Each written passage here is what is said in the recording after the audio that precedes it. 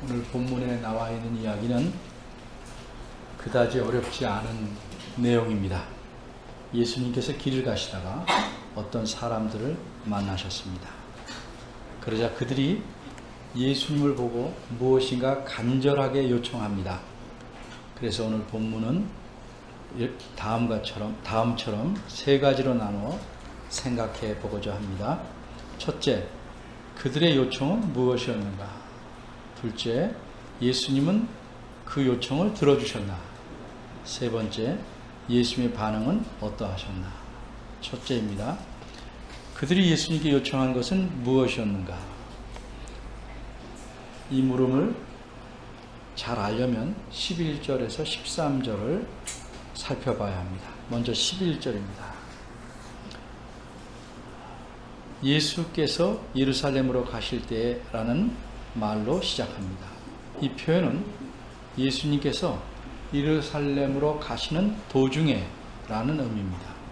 그러기에 11절 후반절에 보면 어디쯤 가시고 있는 중인지를 조금 더 자세하게 알려줍니다. 사마리아와 갈릴리 사이로 지나가시는 도중이었습니다. 누가복음은 마태복음이나 마가복음이나 요한복음과는 다르게 예수님께서 하신 일들을 지역별로 묶어서 기록하고 있습니다. 그래서 누가복음의 앞부분에서는 이스라엘의 위쪽, 북쪽 지역인 갈릴리 지역에서 예수님께서 행하신 일들을 기록하고 있습니다. 누가복음의 뒷부분에서는 남쪽 지역인, 아랫지역인 예루살렘에서 행하신 일들을 기록합니다. 그러니까 당연히 이 가운데 부분, 누가복음의 중간 부분에서는 이스라엘의 중간 지역, 바꿔 말하자면 북쪽 지역인 갈릴리에서 남쪽 지역인 예루살렘으로 가는 길 사이에서 예수님께서 행하신 일들을 기록하고 있습니다. 이 중간에 해당하는 부분이 누가복음 9장 51절에서 19장 44절까지 약 11장입니다. 오늘 본문은 17장이니까 이 중간 부분에 속합니다. 1절에서 말씀한 바대로 갈릴리에서 예루살렘으로 가는 도중에 생긴 일을 기록하고 있는 것입니다. 다시 11절 하반절을 봅니다. 사마리아와 갈릴리 사이로 지나가시다가 이렇게 말씀하고 있습니다.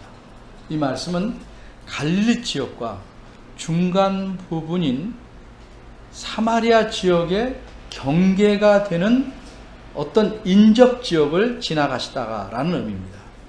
12절로 넘어갑니다. 이 인접한 지역의 어느 마을에 예수님께서 들어가시는데 그 길에서 문둥병자 10명을 만나게 됩니다. 일종의 문둥병자 집단입니다. 이 문둥병자들은 집에 가만히 들어있지 않고 왜 떼를 지어서 길로 다니고 있는가? 물론 모든 사람이 길로 다닙니다. 그런데 이 문둥병자들은 길에서만 다닐 수 있고 마을로는 못 들어갑니다.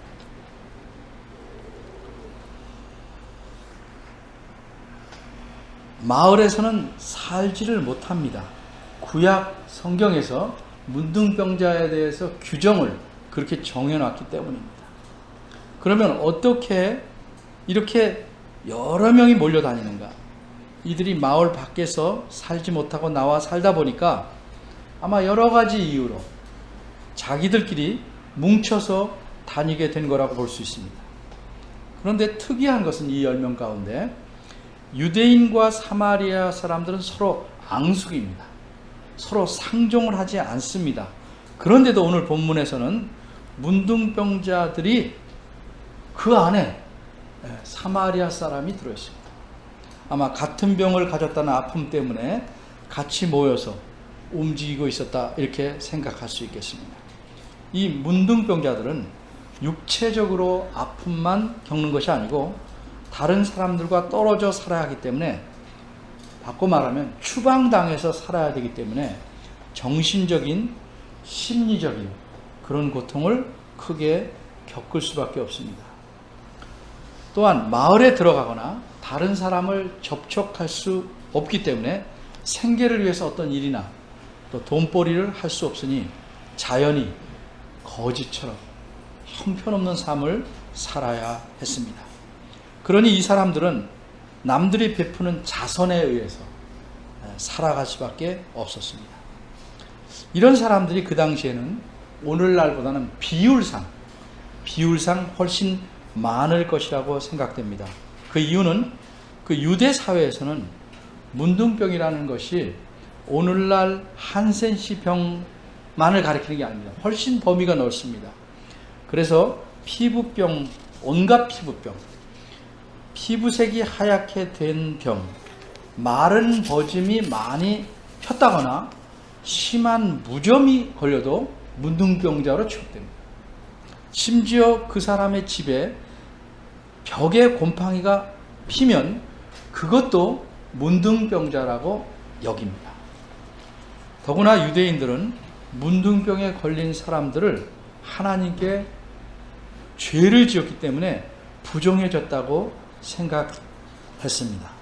그러니 자연히 수적으로 그 당시에 비율로 보면 문둥병자들이 상당히 많았을 것입니다. 13절입니다. 이 문둥병자들은 예수님께 무엇을 요청하고 있습니까? 이들은 예수님을 만나자 소리를 높여 말합니다. 예수 선생님이요 라고 크게 외칩니다. 그저 선생님이란 말은 그저 친한 호칭으로 붙인 게 아니고 이게 상당히 존경하는 호칭입니다. 이들은 예수님을 멀리서도 한눈에 알아보고 요청을 합니다.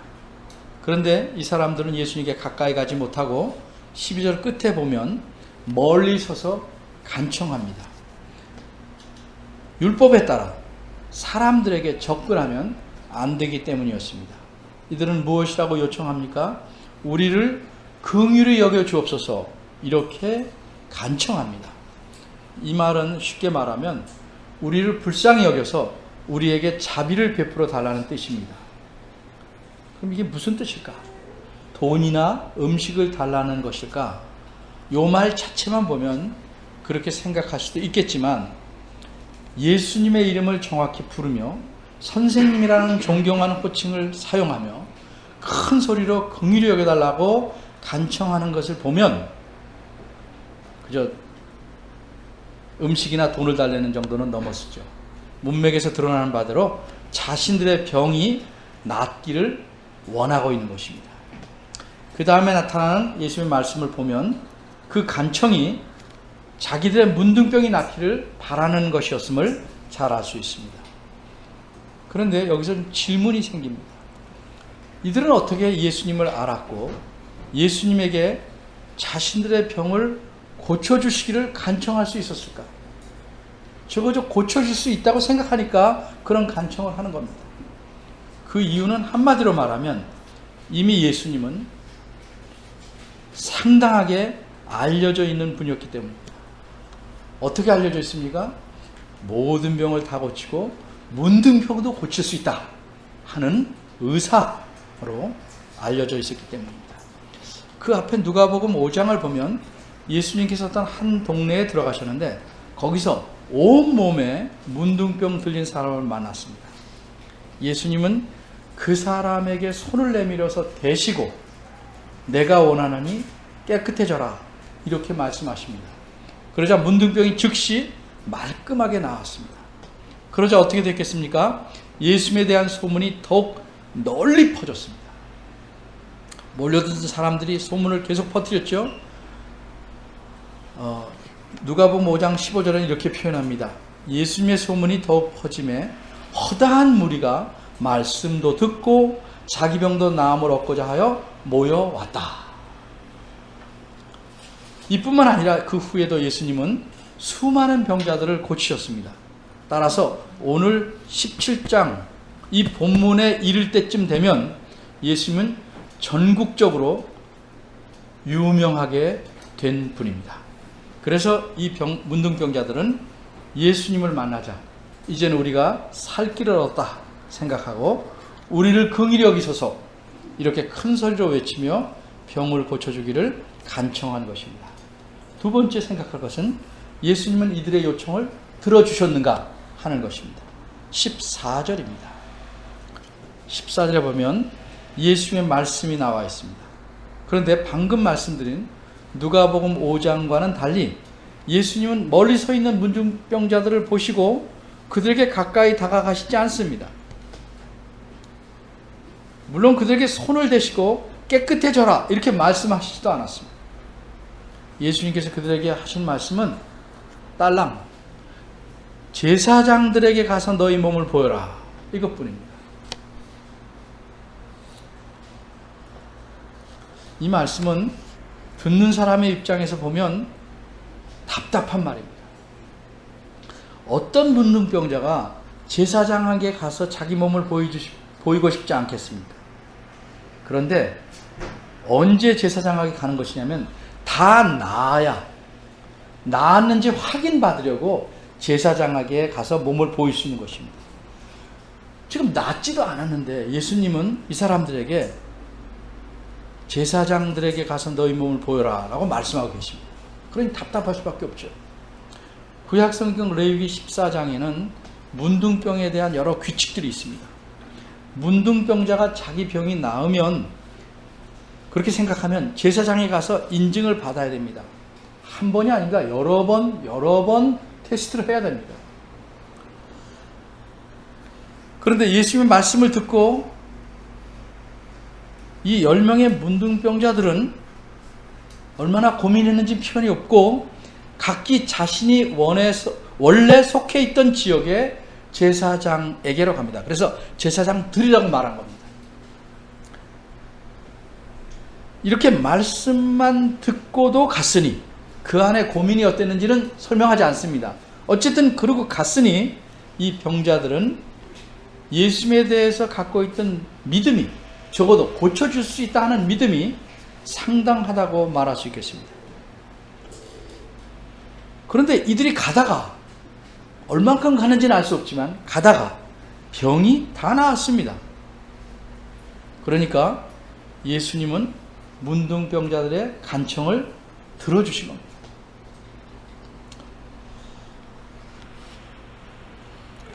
다만 이전과는 달리 그들에게 이렇게 말씀만 해서 제사장들에게 보내신 것은 문둥병이 나으려면 적어도 예수님께서 고쳐줄 수 있고 그분의 말씀대로 따르면 나을 수 있다는 최소한의 믿음이 병자들에게 필요했다는 사실을 우리들에게 알려주는 겁니다. 세 번째입니다. 예수님의 반응은 어떠하셨는가? 어떤 반응을 말씀하는 건가? 좀 더 살펴봐야 합니다. 15절부터는 10명의 문둥병자 중에서 한 명만 등장합니다. 이 사람은 제사장에게 가다가 자기 병이 깨끗이 나은 것을 보고 제사장에게로 가지 않고 예수님에게로 다시 돌아옵니다. 그런데 예수님께로 돌아오는 동안에 계속해서 이 사람은 큰 소리로 하나님께 영광을 돌립니다. 구체적으로 어떻게 행동하거나 말로 어떻게 영광을 돌렸는지는 알 수 없지만 적어도 이 사람은 큰 소리로 영광을 돌리고 예수님께로 왔습니다. 16절입니다. 그리고 예수님의 발 아래 엎드려서 살해합니다. 살해라는 말은 감사의 표시로 무슨 돈이나 선물을 내놓았다는 의미가 아닙니다. 이건 그저 감사함을 표현했다는 의미입니다. 이 사람은 어떻게 감사함을 표현했습니까? 물론 말로도 고맙습니다 했겠지만 이 본문에서는 그 사람이 자신의 행동을 통해서 바꿔 말해서 예수님의 발 아래 엎드림으로써 감사한 것입니다. 그런데 그 다음 말이 매우 의미 있습니다. 누가복음을 쓴 기록자는 이 사람이 누군지를 밝히고 있습니다. 저는 그 사람은 사마리아인이라. 이 말의 기분을 알기 위해서 예를 하나 듭니다. 우리가 가끔 드물게 신문에 보면 아무개가 어느 학교를 우수한 성적으로 졸업했다 이렇게 표현하고 그 뒤에 그런데 그 사람은 소경이었습니다. 이렇게 표현이 붙으면 그 신문을 읽는 사람의 느낌이 더 생길 수밖에 없죠. 그런 것처럼 저는 사마리아인이라고 이 기록자가 덧붙인 것은 적어도 이 말씀을 처음 보는 사람들에게는 상당한 매우 놀라운 느낌을 주는 겁니다. 왜 그렇습니까? 사마리아인은 어떤 사람인지 우리가 알면 그 이유를 알게 될 것입니다. 사마리아인은 유대인들이 품종이 좋은 개가 아니고 나쁜 개만도 못하게 여기는 사람들입니다. 하나님의 백성들이 아니라고 이방인들은 다 제쳐놓지만 그 중에서도 이 사마리아인들은 더 제쳐놓은 사람. 마치 인도의 카스트 제도 중에서 가장 낮은 천민 계급보다도 더 못하게 취급하는 사람들입니다. 한마디로 사람이 아니라 짐승으로 취급하는 사람들입니다. 예수님께서는 자신도 유대인이니까 유대인들이 사마리아인들을 그렇게 천하게 못쓰게 그렇게 아주 나쁘게 대한다는 사실을 알기 때문에 18절에서 뭐라고 말합니까? 이 이방인 이렇게 말씀합니다. 그런데 이것은 예수님도 사마리아인을 나쁘게 취급해서 말하는 게 아니고 그렇게 사마리아인을 대하는 유대인들을 비꼬시려고 쓰시는 표현입니다. 예수님의 이 표현은 너희가 이방인이라고 취급하는 이 사마리아인, 개만도 못하게 여기는 이 사마리아인은 내게 와서 감사하다고 했는데 그들을 개만도 못하게 여기고 있으면서 전혀 감사하지도 않는 너희 유대인들은 도대체 어떤 인간이냐 하는 뜻이 담겨 있는 겁니다.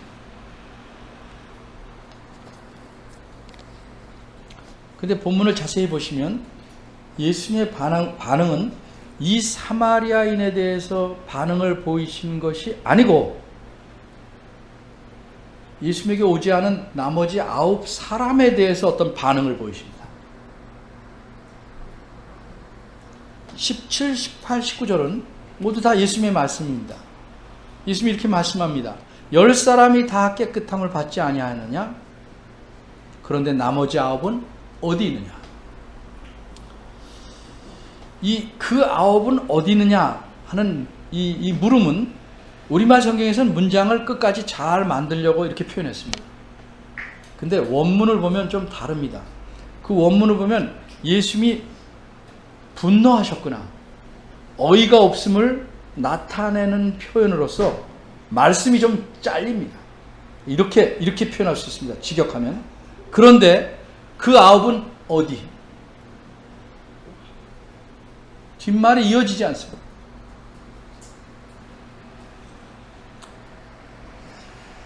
18절입니다. 이 이방인 외에는 하나님께 영광을 돌리러 돌아온 자가 없느냐?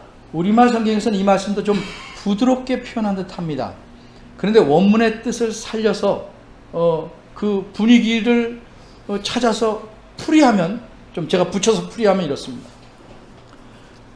하나님께 영광을 돌리러 온 자가 이 이방인 외에는 도무지 눈을 씻고 찾아봐도 찾아볼 수 없구나 하는 의미입니다. 도대체 이 이방인 외에는 아무도 내게 오지 않았구나, 이런 뜻입니다. 19절입니다. 이어서 예수님은 여전히 자기 발 앞에 엎드려 있는 사마리아인에게 이렇게 말씀합니다. 일어나서 가라, 내 믿음이 너를 구원하였노라. 이 말씀은 이미 너를 구원하셨다고 말씀합니다. 믿음이 너를 구원했다는 말은 그 믿음 때문에 내가 구원받았다 하는 의미입니다. 여기 오지 않은 사람 9사람은 육체적인 병, 문둥병에서 깨끗함을 얻었습니다. 그것도 어떤 의미에서는 구원을 받았다고 말할 수 있습니다. 육체적인 병에서 구원을 얻었습니다. 그러나 이 사마리아 사람은 그런 문둥병에서 즉 육체적인 구원뿐만 아니라 영생에 이르는 구원, 성경에서 말하는 구원, 예수님이 주신다고 하신 그 구원을 얻게 된 것입니다. 어째서 이 사람은 진정한 구원을 얻었는가? 한마디로 그는 예수님이 누군지를 알았고 그런 예수님을 믿었기 때문입니다. 그가 예수님에 대해 가진 믿음은 어떤 것인가? 예수님의 말씀에서 드러납니다. 18절입니다. 이 사람이 예수님께 와서 발 앞에 엎드려서 감사한 사실을 예수님은 이렇게 표현하십니다. 나한테 와서 감사한 자가 이 사람 하나냐? 이렇게 하지 않았습니다. 뭐라고 말씀했냐면 하나님께 영광을 돌리러 돌아온 자가 이 사람에 누가 있느냐? 그러니까 예수님께서 정확히 보시기에는 사마리아인이 예수님의 발 앞에 엎드려 감사한 것을 그저 단순한 감사가 아니고 예수님 자신을 단순히 의사로 생각하신 것이 아니고 신으로, 즉 하나님으로 인정하고 영광을 돌린 것으로 이해하신 것입니다. 어떻게 그게 가능합니까? 그 사람 안에 있는 예수님에 대한 믿음을 평가하신 것입니다. 여기까지가 이제 본문의 내용입니다. 오늘 본문에 나오는 이야기는 다른 복음서에는 전혀 없고 오직 여기 누가복음에만 나오고 있습니다. 누가복음을 기록한 이 기록자는 특별히 이 이야기를 여기에 써넣어서 무엇을 말하려고 하는 것이었을까? 이 사마리아인의 믿음을 칭찬하기 위해서 그랬을까? 그렇지 않습니다. 예수님은 지금 자신의 앞에 있는 사마리아인을 두고 뭐라고 말씀했습니까? 너 믿음이 굉장하다 이렇게 말씀하지 않습니다. 물론 칭찬하는 마음이 없지는 않으십니다. 그런데 예수님께서 정작 말씀하신 것은 왜 다른 9사람은 안 하느냐 이렇게 말씀합니다. 따라서 오늘 본문의 초점은 이 사마리아인 자신에게 있는 것이 아니고 예수님께서 무엇을 기대하셨는가에 있는 것입니다. 이 사마리아 사람은 돌아오면서 어떻게 했습니까? 돌아오면서 계속 큰 소리로 하나님께 영광을 돌리면서 왔습니다. 진정한 믿음이라는 것은 받은 바 은혜를 알고 그것에 감격해서 감사하는 것을 본질로 갖고 있습니다. 어떤 교리를 아는 지식이나 인식도 중요하지만 그것이 거기서 그친다면 그것은 마네킹과 같은 겁니다. 그것은 죽은 믿음입니다. 살아있는 믿음이라면 살아있는 표시가 나타나는데 그것이 뭐냐면 그 사람에게서 나타나는 감격에 찬 감사입니다.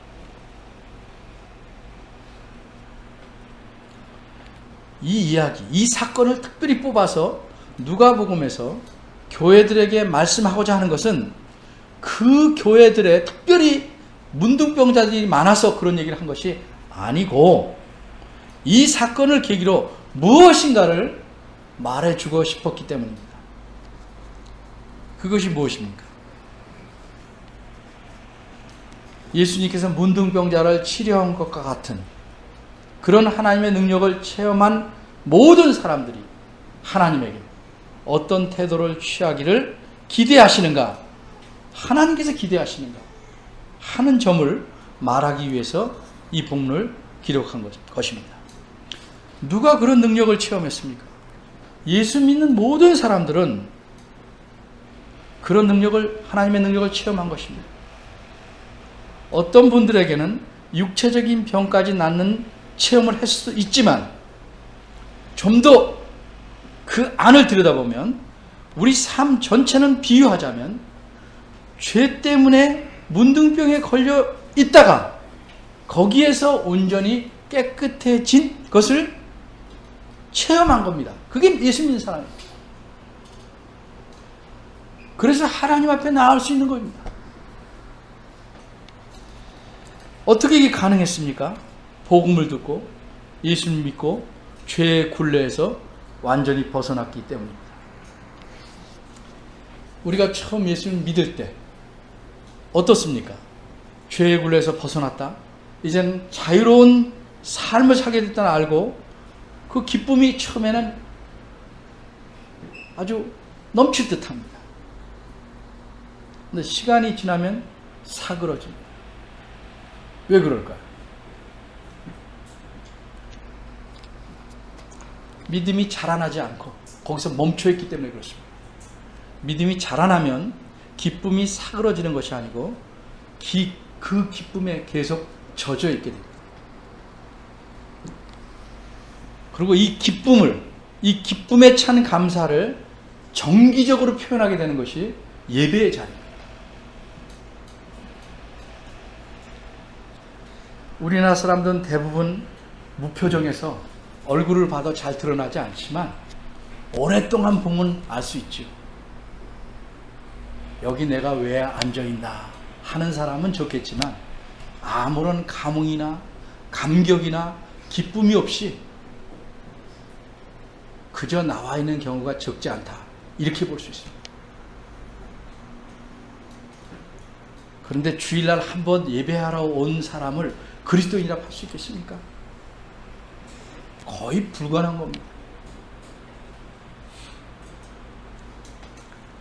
자기한테 무슨 일이 일어날까봐 혹은 예배 안 드리면 찜찜해서 겨우 나오는 사람들이 예배 한번 보고 찍고 나가는 겁니다.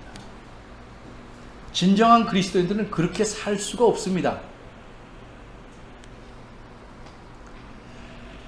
예배 드릴 때 보면 못자리에 심어놓은 많은 모처럼 질서정연하게 앉아있긴 한데 생각은 다른 데 가 있고 감사함이 마음에 없는 예배라면 그것은 우상에게 드리는 예배와 아무런 차이가 없습니다.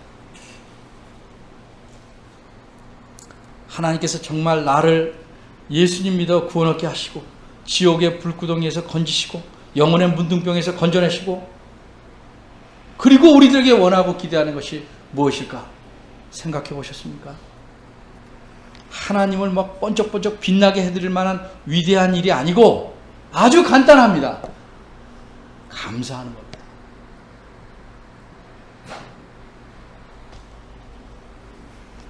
감사한 마음을 표현하는 예배, 감사한 마음으로 사는 삶. 그래서 감사는 그 사람의 영혼에서 나오는 향기입니다. 마음의 향기입니다. 진정한 믿음을 가진 자에게서는 당연히 맡을 수 있는 향기입니다. 이 향기가 없으면 우리 삶은 구린내가 납니다. 거칠어집니다. 원망과 불평투성입니다. 그리고 배은망덕한 삶을 살아가게 됩니다. 우리가 이미 받은 바 은혜를 되돌아보면 당장 우리 앞에 어떤 일이 안 벌어져도 하나님께서 어떻게 해가실지를 알고 믿게 됩니다. 그런 감사가 또 솟아나는 겁니다. 이런 마음의 향기, 이것이 하나님을 기쁘시게 하는 것이고 하나님께 영광을 돌리는 것입니다. 좋은 교회, 어떤 교회입니까? 시설이 잘 되고 건물이 좋고 그런 교회입니까? 감사하는 사람으로 가득 찬 교회입니다. 감사하는 사람 하나가 건물 하나보다 훨씬 소중합니다. 내 마음에서는 어떤 냄새가 나는가? 향기인가? 아니면 다른 건가? 늘 맡으며 살아가시기를 바랍니다. 기도하겠습니다. 하나님께서 저희들에게 기대하시고 바라시는 것이 무엇입니까? 거창한 것이 아니고 주님 앞에 돌아온 자들로서 진한 감사를 주님께 바치고 이 감사함으로 살아가는 것 아니겠습니까? 이 시간 저희들이 저희 마음의 생각을 돌아보게 하시고 내가 주님 앞에 얼마나 감사하고 있는지 보게 하시옵소서. 입으로는 우리가 하나님의 은혜가 크다, 놀랍다 하면서 과연 감사가 있는가, 너무 적지는 않은가 생각하게 하시옵소서. 그래서 저희들뿐만 아니라 교회가 모인 곳마다 마음의 향기로 가득 차게 하시고 이 향기로 세상이 진동케 되고 하나님께 영광을 돌리는 은혜가 있기를 바랍니다. 향기나는 꽃에 나비와 별들이 몰려오듯이 주님을 향한 우리의 감사의 향기를 맡고 주님을 모르는 자들이 주님께 나오는 은혜가 있기를 또한 바랍니다. 저희를 긍휼히 여겨주시고 메마른 마음에 감사의 샘물이 터지도록 은혜를 주시옵소서. 예수님의 이름으로 기도합니다.